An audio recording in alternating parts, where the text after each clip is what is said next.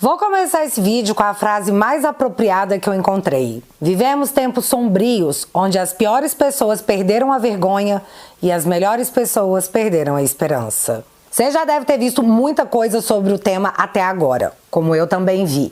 Mas como tudo é confuso e se trata de muita informação, eu decidi resumir a história para que você entenda em definitivo os fatos que rolaram para que a situação chegasse até aqui. E uma vez entendido, eu vou contar como que o mundo está reagindo a isso, como que o Brasil está reagindo a isso. E olha, tem coisa que não dá para simplesmente dizer que foi no calor do momento. Fica até o final do vídeo que você vai entender o porquê dessa expressão. E se chocar com ela. Antes da gente comentar o que aconteceu no sábado passado, eu vou ter que te contar uma história. Vamos começar lá atrás, muito lá atrás, nos tempos de Abraão. Abraão tinha origem semita e vivia em uma cidade suméria há mais ou menos 2000 anos antes de Cristo. Na época era comum os sumérios adorarem vários deuses, que em troca retribuíam com presentes e graças. Mas Abraão foi aquele que Deus foi falar diretamente, dizendo para ele sair da cidade rumo a uma nova terra, onde ele fundaria uma nova nação. Então Abraão pegou sua esposa, familiares e servos e partiu rumo a essa nova terra. Abraão foi para Canaã. Ao chegar em Canaã, ele se deparou com uma terra deserta e, não conseguindo se estabelecer por lá, ele continuou andando, rumo ao Egito. Após uma passagem meio que turbulenta por lá, Abraão acaba por retornar para Canaã, a terra prometida. E dessa vez sim consegue se fixar e começar o que podemos chamar de povoado, através do comércio de animais e relações com outras pessoas. Durante um tempo longo, Abraão viveu bem em Canaã. Porém, até esse período da história, Abraão não tinha conseguido ter filhos, o que para a época era uma espécie de maldição, já que os filhos eram vistos como um sinal de prosperidade. Com o passar do tempo, sem conseguir engravidar sua esposa, Sara, a mesma decide que Abraão deveria ter um filho com uma de suas servas, para que a linhagem de Abraão prosseguisse. E assim aconteceu. Abraão engravidou uma serva de Sara e nasce seu primeiro filho, Ismael. Tempo após o nascimento de Ismael, o improvável acontece. Sara acabou engravidando e assim nasce Isaque. Após o nascimento de Isaque, Sara disse a Abraão que tanto a serva quanto Ismael deveriam ser expulsos, porque Ismael, como filho mais velho, seria o herdeiro beneficiado da herança de Abraão. E assim foi feito. É importante conhecer essa parte da história porque Ismael acabou formando o povo ismaelita, que são o povo árabe, e Isaque deu origem ao povo hebreu. Bom, Isaque teve um filho chamado Jacó, que por sua vez teve 12 filhos, e esses 12 filhos formaram as 12 tribos de Israel. Nessa época, os hebreus começaram a denominar-se israelitas. Após um longo período de seca, algumas dessas tribos decidiram migrar para o Egito. E aqui eu vou resumir muito essa parte da história, senão a gente não vai avançar. Mas o povo hebreu, ou israelita, que chegou ao Egito, acabou escravizado pelos egípcios. Esse período de escravidão foi longo, chegando ao fim com a vinda de Moisés, que também foi procurado diretamente por Deus para que ele levasse seu povo de volta para Canaã, a terra de Abraão. E assim mais uma vez foi feito. Príncipe do Egito. Todo mundo assistiu, né? Porém, quando o povo hebreu retornou para Canaã, não havia apenas as demais tribos de Israel que por lá ficaram. Muito tempo se passou e outros povos fixaram moradia naquelas terras, como os filisteus e os cananeus. E aí guerras e conflitos aconteceram durante um longo período, até que os israelitas conseguiram retomar uma parte grande da cidade e novamente dividi-la entre as 12 tribos de Israel. Assim pararam as tretas? Não, porque as 12 tribos também começaram a brigar entre si. E para que os conflitos fossem mediados, eles pediram ao profeta da época, Samuel, que acendesse um rei das tribos de Israel, para que os conflitos terminassem. E assim, Samuel nomeia Saul, que se torna o rei das 12 tribos de Israel. E após a morte de Saul, Davi chega ao trono. A história de Davi é bem longa, mas o que precisamos frisar aqui é que foi no reinado de Davi que Jerusalém foi estabelecida como a capital do reino. Após a morte de Davi, seu filho Salomão chega ao reinado. O rei Salomão foi aquele conhecido por toda a história como o mais sábio de todo o mundo. Foi no reinado de Salomão que foi construído o primeiro templo em Jerusalém para que os hebreus, ou israelitas, pudessem contemplar Deus. Só que após a morte de Salomão, as coisas voltaram a desandar. E assim o reino foi dividido ao meio, dando origem ao reino de Israel e ao reino de Judá.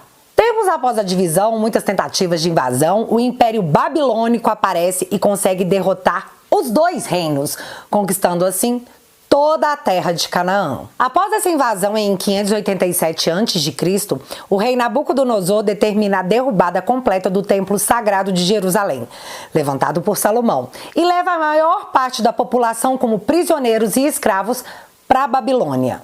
Esse período ficou conhecido como cativeiro babilônico, e foi nessa época, nesse cativeiro, que os povos hebreus se uniram para que a sua cultura e as suas crenças fossem mantidas em meio a tantos povos distintos, já que na época a Babilônia era o reino mais desenvolvido da terra. Algum tempo após o início do cativeiro babilônico, Ciro o Grande, da Pérsia, invade a Babilônia. Ciro derrota Nabucodonosor e se torna dono de Canaã, mas decide libertar o povo hebreu sem implicar com as suas crenças. E assim eles retornaram para Canaã e começaram a reconstruir a cidade, além do templo de Jerusalém. Nessa época, Canaã passou a se chamar província persa de Judá, e o povo que lá habitava passou a ser chamado de judeu. Os mais velhos e mais sábios sobre os ensinamentos de Deus passaram a ser chamados de rabinos e retransmitiam os conhecimentos para os demais. Mais um tempo depois vem Alexandre o Grande, que começa sua expansão e derrota os persas e passa a ser o novo dono de Judá. Essa invasão grega teve o apoio dos judeus, que naquela época se desenvolveram politicamente, conseguindo determinar suas próprias leis, baseadas nos mandamentos entregues por Moisés lá no Monte Sinai. E assim tudo foi correndo bem até a morte de Alexandre o Grande, em 323 a.C. O Império Romano vinha se desenvolvendo e se expandindo por todo o mundo. Invadiram a Grécia e foram tomando todas as regiões, até que no ano 63 a.C.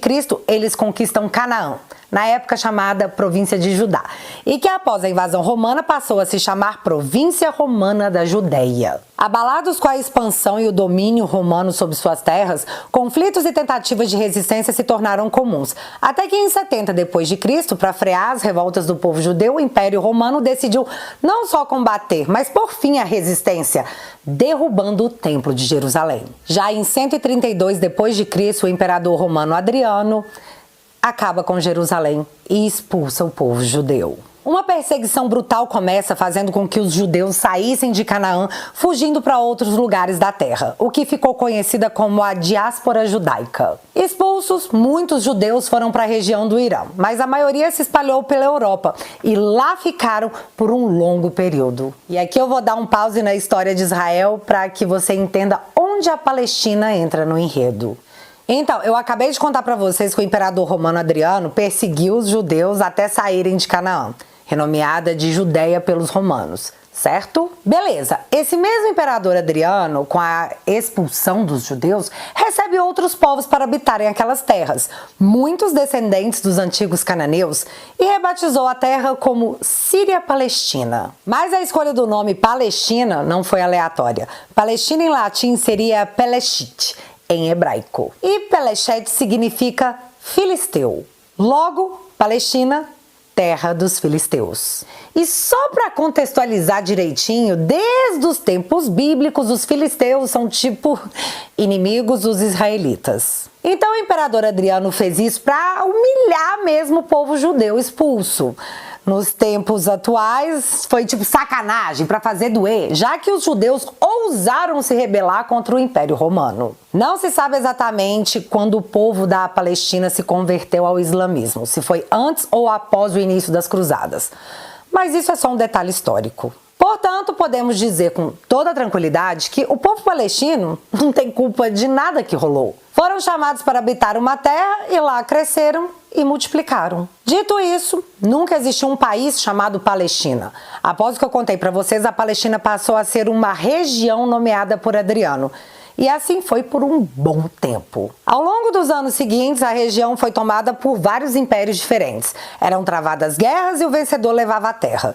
E assim foi até o meio do século XVI, com a chegada dos turco-otomanos, do Império Otomano, que dominaram a região e se tornaram os donos das terras de Israel, até meados de 1920, que foi quando o Império Turco-Otomano caiu, após a Primeira Guerra Mundial, e a região passou a ser controlada pelos britânicos. Os ingleses tinham interesse na região porque eles acreditavam que era uma uma região cheia de petróleo, mas não era. Então, o local passou a ser um problema, porque tinham muitas regiões, até mais interessantes política e economicamente, que demandavam atenção. Logo, o que fazer com essas terras? Bom, no começo da solução, eles fizeram um esboço de mapa com divisões de terra e começaram a entregar para as famílias dos sheiks. E é aqui que eu preciso entrar com um outro detalhe histórico sobre como os judeus estavam tentando se reorganizar para voltarem a ser um povo de uma terra. Vamos falar do movimento sionista. Iniciado no século XIX, o movimento sionista teve como fundamento o direito do povo judeu a habitar sua própria terra, seu próprio estado, ter o seu país, para que assim os judeus pudessem estar em segurança. E essas terras deveriam ser preferencialmente na região da Palestina, porque você lembra? Terra prometida a Abraão? Mas continuando, quando os britânicos estavam dividindo as terras entre os sheiks, os judeus pediram à Liga das Nações uma terra para poder ser sua pátria. E assim ocorreu o Acordo de Balfour para a construção do Estado judeu, desde que a construção do Estado não interferisse nos povos não judeus que viviam por ali. Com isso, na década de 20, uma migração de judeus começa de volta à região, o que irritou bastante os povos árabes, já que os judeus que tinham dinheiro estavam comprando suas próprias terras. E os povos árabes também não eram melhores amigos dos judeus, né? Os britânicos prometeram terras para os judeus, mas eles também prometeram para os árabes, que ao enxergarem a migração judaica para as terras, tomaram a situação como uma tentativa de colonização dos britânicos e dos judeus. Os árabes disseram que, por direito, a terra era da Palestina. E aí os conflitos começaram. Acordo de Balfour emperrado. Entre 1936 e 1939, revoltas árabes aconteceram contra britânicos e judeus. E foi assim que, para acabar com o conflito, foi publicado o Livro Branco. O plano era inserir árabes e judeus no governo de forma proporcional à quantidade de habitantes que existiam na Palestina. E em 10 anos, cada um poderia ter o seu estado próprio. Só que em 1939 a perseguição aos judeus pelo mundo aumentou bastante com a ascensão do... E poucos meses depois da publicação do Livro Branco, a Alemanha invadiu a Polônia. Começa a Segunda Guerra Mundial e o povo judeu foi a maior vítima do conflito. Então, eu não preciso nem falar aqui o que aconteceu porque todo mundo sabe da tragédia que foi. Mais de 6 milhões de judeus perderam suas vidas no capítulo mais maléfico da história da humanidade. Após a Segunda Guerra e somado todo o contexto do que sofreram, a ideia do Estado judeu ganhou força. Em 1947, a ONU publica um plano de partilha da região entre judeus e palestinos. E a região ficou dividida desse jeitinho que você está vendo no mapa, tá? Amarelo para a Palestina e azul para Israel. Os judeus aceitaram a divisão, mas os palestinos não. Eles alegaram que perderam território e que a divisão desse território diminuiu a quantidade de suas fronteiras. Além disso, havia disputa por Jerusalém, sagrada tanto para judeus como para palestinos, assim como para cristãos. De imediato, os caras pensaram em dividir Jerusalém no meio, em oriental e ocidental. Não deu certo. Depois, eles pensaram em não dar Jerusalém para ninguém, para ser de todo mundo. Só que também não deu certo. Só que assim, hoje, para todos os efeitos, Jerusalém foi dividida entre oriental e ocidental, que eu vou comentar novamente mais pra frente. Após toda a tensão da guerra, uma solução para isso era o que os britânicos mais queriam. E mesmo que a Palestina não concordasse com a divisão feita pela ONU, em 1948 Israel declara sua independência. Só que no dia seguinte, no outro dia mesmo, Egito, Líbia, Síria, Jordânia e Iraque declararam guerra ao recém-criado Estado de Israel, além de não reconhecê-lo como um Estado independente. A Guerra dos Árabes contra Israel terminou em 1949, com a vitória de Israel. Após essa primeira guerra, mais de 750 mil árabes deixaram suas terras, porque foram expulsos, porque ficaram com medo de morar na região ou porque quiseram sair. Assim como a expulsão dos judeus ficou conhecida como diáspora, a saída do povo árabe após a guerra ficou conhecida como Nakba, que em árabe significa catástrofe. Em 1964 foi fundada a OLP, Organização para a Libertação da Palestina, que tinha como objetivo recuperar as terras palestinas e o retorno do povo que tinha saído de lá. A figura mais famosa da organização era Yasser Arafat, criador do Fatah, um grupo feito para negociar com Israel em busca do Estado laico palestino. Após a saída dos árabes, mais judeus migraram para Israel. E a coisa foi entrar num grau crítico em 1967, com o início da Guerra dos 6 Dias, porque durou 6 dias. Percebendo uma movimentação dos egípcios em suas fronteiras, Israel não pagou para ver e atacou os aeroportos militares do Egito, destruindo a sua frota aeronáutica. Na sequência, as tropas israelenses invadiram a península de Sinai e a faixa de Gaza, que eram territórios egípcios, deixando assim seu inimigo mais poderoso neutralizado. Na sequência, Síria e Jordânia atacaram Israel, que respondeu ao ataque e invadiu esses países. Foi nessa época que Israel fixou algumas moradias na área da Cisjordânia e que causam polêmica até os dias de hoje. Com a vitória de Israel na Guerra dos 6 Dias, o seu território aumentou bastante. A Liga Árabe repudiou os ataques e diz que Israel não tinha motivos para atacar o Egito. Em resposta, Israel disse que o Egito estava descumprindo acordos e que só atacou para se defender. Temos agora um período de paz? Em 1972, nas Olimpíadas de Munique, 11 membros da equipe olímpica de Israel foram feitos reféns por 8 terroristas palestinos. O resultado foi a morte de 5 atletas e 6 treinadores israelenses, além de 5 terroristas. Em 1973, no Dia do Perdão, uma das datas mais importantes para os judeus, estoura a Guerra de Yom Kippur, onde Egito e Síria fazem um ataque surpresa a Israel. 20 dias depois, Israel derrota ambos. Mas, em 1979, a esperança renasce, já que Israel e Egito enfim assinam um acordo de paz em meio aos protestos do mundo árabe. Tanto o presidente do Egito quanto o primeiro-ministro de Israel à época dividiram o Prêmio Nobel da Paz pelo ato. Assim, o Egito se torna o primeiro país árabe a reconhecer Israel como um Estado e Israel devolve ao Egito a Península de Sinai. Tudo bem agora na história? Não, já que em 1981 o presidente do Egito foi assassinado por radicais que não se conformavam com o acordo de paz. E é nesse ponto da história, após o assassinato do presidente egípcio, dentro da década de 80,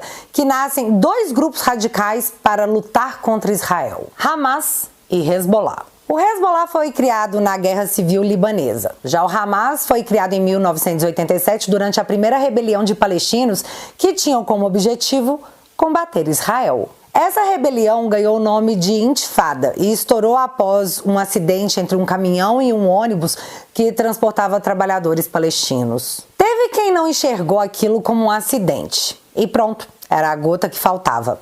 Dessa forma, bases israelenses foram atacadas por quase 6 anos. O que deu fim a essa primeira intifada foi a assinatura do Tratado de Oslo, onde Yasser Arafat, líder dos palestinos, e o primeiro-ministro israelense assinaram um acordo de paz. Um ano antes da assinatura do tratado, a OLP reconheceu Israel como um Estado e Israel reconheceu a OLP como o representante do povo palestino. O Acordo de Oslo determinava a retirada militar da faixa de Gaza e da Cisjordânia, deixando as terras sob controle dos palestinos para que, enfim, a Palestina tivesse o seu próprio Estado. Em 1994, chegou a vez da Jordânia também reconhecer Israel como Estado, se tornando o segundo país árabe a fazê-lo. Tudo parecia bem, até que em 1995 esse primeiro-ministro israelense foi assassinado por um judeu que não concordava com a assinatura do Tratado de Oslo. Cara, estava tão perto. Após isso, os movimentos de paz não seguiram adiante. Já nos anos 2000, uma nova intifada começa após a visita de Ariel Sharon, um político israelense, à esplanada das mesquitas,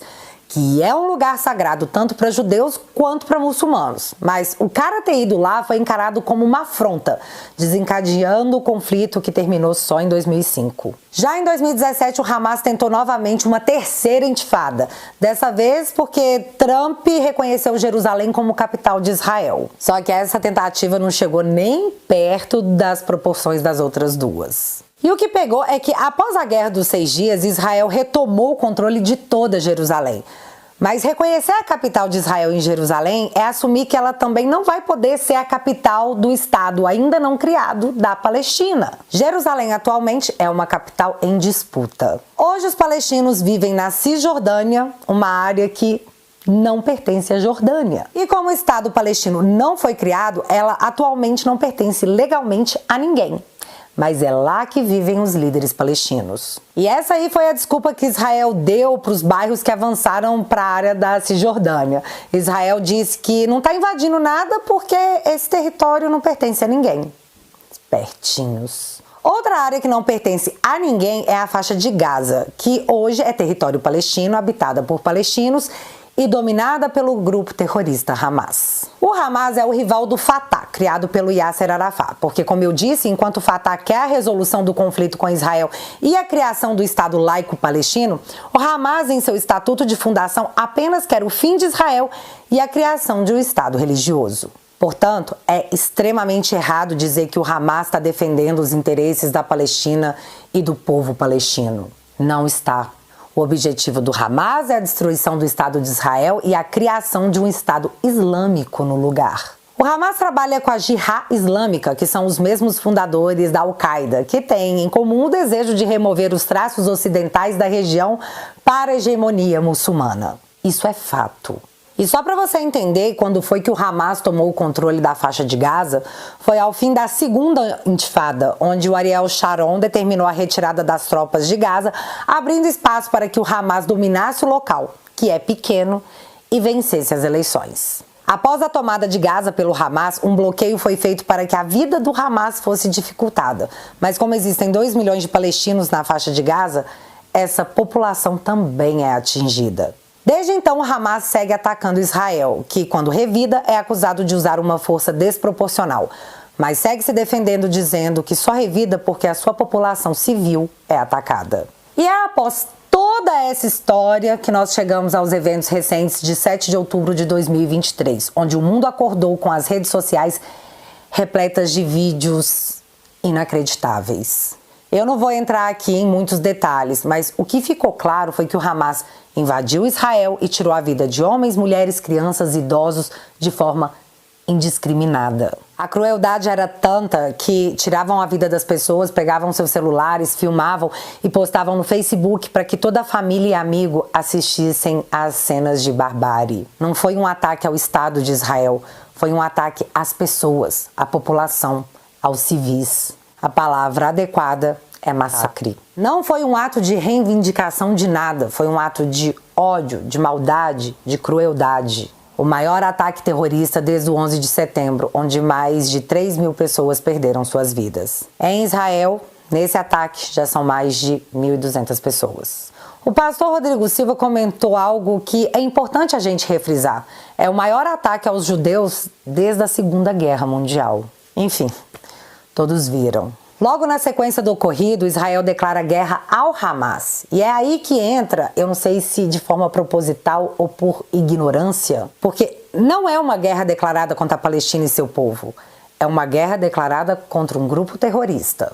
Nesse, eu vou dizer, engano, muitas pessoas se declararam apoiadoras da Palestina e dos atos do Hamas, como se o que o Hamas fez fosse justificável perante as demandas da Palestina. Eu vi os piores comentários de gente que até pouco tempo atrás chamavam quem discordavam deles de nazis.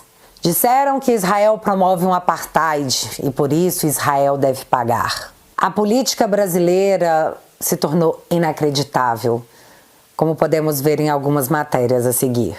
Parlamentares do PT são contra a moção de repúdio a Hamas. Sessão da Câmara é suspensa após parlamentares do PT colocarem propositura de repúdio a Israel em meio à condenação do ataque terrorista do Hamas. Por ora, Brasil não vai propor sanções ao Hamas no Conselho de Segurança da ONU, da qual o Brasil esse mês é o presidente. MST chama a ação terrorista do Hamas de brava resistência. E após a repercussão óbvia, o MST apaga a nota de apoio à Palestina que citava a reação legítima a Israel. O assessor especial da Presidência da República para Assuntos Internacionais, Celso Amorim, já escreveu a apresentação de livro do Hamas, onde ele disse que o Hamas ter papel central na Palestina é encorajador. A nota do Itamaraty para noticiar a vida perdida de 2 jovens brasileiros veio com um frio: falecimento de cidadão brasileiro em Israel. Falecimento? Sério? Em entrevista na Globo, o ministro da SECOM, Paulo Pimenta, disse que chamar ou não o Hamas de terrorista depende da ONU. Mas em seu perfil ele chamou os presos políticos do dia 8 de terroristas. O embaixador de Israel no Brasil ressalta a falta de sensibilidade do governo do Brasil em pronunciamentos sobre o Hamas. Aliás, um ato foi convocado em Brasília por PSOL, o DSE da Universidade de Brasília, PT Juventude, MST, PCdoB, o Partido Comunista do Brasil, PCB, dentre outros. Mesmo com conhecimento das imagens, mesmo sabendo o que o Hamas fez, eles foram até o ato para gritar: Viva Hamas! Um funcionário público nomeado por um parlamentar do Partido Comunista do Brasil falava abertamente sobre o seu apoio ao Hamas, além de zombar de cenas de mulheres violadas por terroristas. O cara recebia mais de 20 mil reais por mês de salário, pago com o seu dinheiro. Após a repercussão, foi exonerado, apagou as redes sociais e disse que agiu no calor do momento. Mônica Valtvogo, da Globo, trouxe em seu jornal a relação próxima entre PT e Hamas. E após o jornal ir ao ar, ela foi mega atacada na internet. No outro dia, ela volta dizendo que usou a palavra errada, que o certo seria dizer que parte do PT tem simpatia pelo Hamas, já que em 2021, 20 parlamentares de esquerda assinaram um manifesto condenando a classificação do Hamas como organização terrorista. Entre eles, hoje, 2 ministros de Estado. Paulo Pimenta, que disse que só a ONU pode dizer que o Hamas é terrorista, e Alexandre Padilha, que às vésperas do ataque a Israel, recebeu em seu gabinete o servidor público exonerado por, no mínimo, antissemitismo. Gente, até o Papa se manifestou dizendo que Israel tem o direito de se defender. Então, entendam uma coisa, você pode apoiar o povo palestino, é justo e legítimo. Todos nós devemos nos solidarizar com os inocentes dessa tragédia causada pelo Hamas, de um lado e de outro. O que você não deve fazer é apoiar terrorista, porque isso é injustificável. A morte ao léu de civis judeus foi o que gerou a parte mais trágica da história da humanidade. Não há recreio em 2023, não existe argumento para te embasar. E eu não sei até onde vai essa guerra, mas eu espero, para o bem dos inocentes, que ela termine logo. Que os brasileiros em poder do Hamas sejam libertados. Na verdade, não só os brasileiros, mas todos os que estão em posse desse grupo terrorista. E claro, que Deus possa dar conforto a todas as famílias. Para encerrar, muita gente está questionando por que agora? Por que o Hamas está fazendo isso agora? Aliás, já foi anunciado nessa quarta que o Hezbollah também está entrando no conflito. Mas o que foi que aconteceu nesse tempo que a gente não viu? Segundo Netanyahu, o primeiro-ministro de Israel, em setembro desse ano, Israel e a Arábia Saudita estavam próximos de assinar um acordo de paz. Se a Arábia Saudita assina um acordo com Israel, enfraquece toda a revolta árabe contra Israel. E num momento de guerra, sentar para assinar esse tipo de acordo não é prioridade. Aliás, o revide de Israel pode interferir no ânimo da Arábia Saudita.